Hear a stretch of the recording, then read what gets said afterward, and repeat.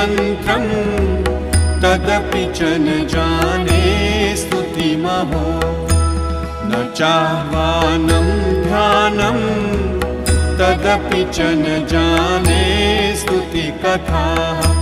न जाने मुद्रास्ते तदपि च न जाने विलपनम्। परं जाने मातः त्वदनुसरणं क्लेशहरणम्।